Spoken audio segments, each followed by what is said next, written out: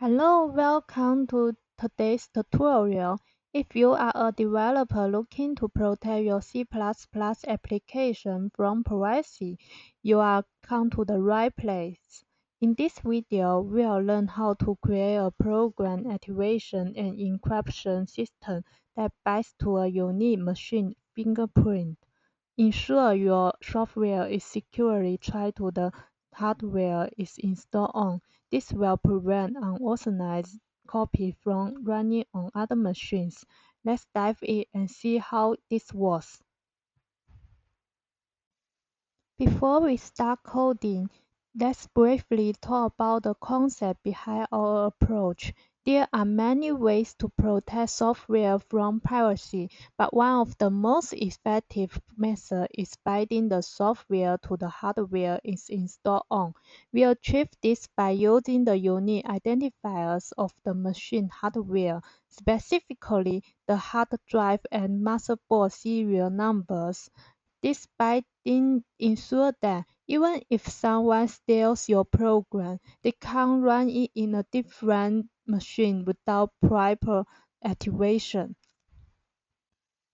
In this video, we will use the C++ to generate a unique fingerprint based on this hardware information, encrypt it, and store it in a file. Later, when the software runs again, it will validate the fingerprint to ensure the program hasn't been copied to another machine. Let's dive into the code.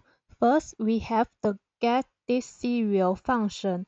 This retrieves the serial number of the C driver, which is unique to the machine's hardware driver. We use the getWorldInformation W function from the Windows API to get this serial number.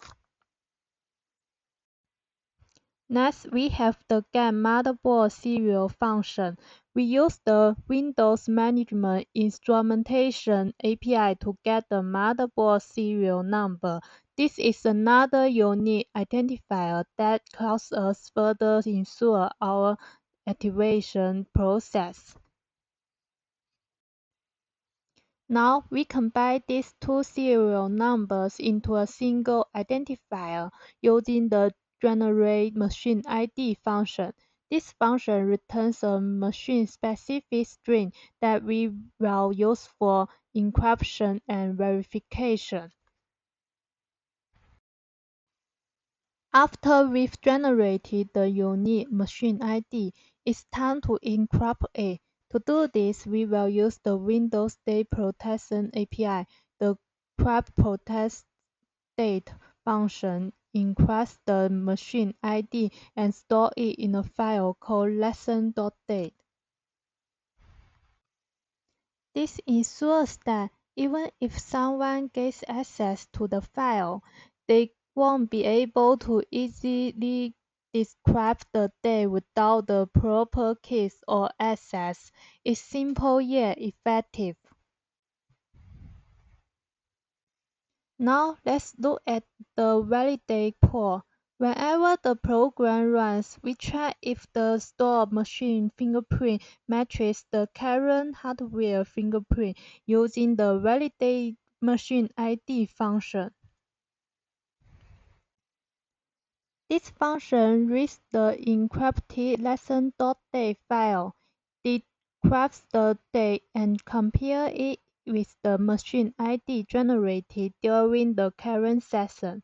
If they match, the software runs normally. If not, it asks the user to activate the software again. Let's see it in action. When the software is running for the first time, it will promote for the activation. This will generate and save the machine's fingerprint. After that, the program checks the stored fingerprint against the current machine on every run, even ensure it's activated on the correct hardware. And that is it. You've just created a simple yet effective machine-bound activation system in C++.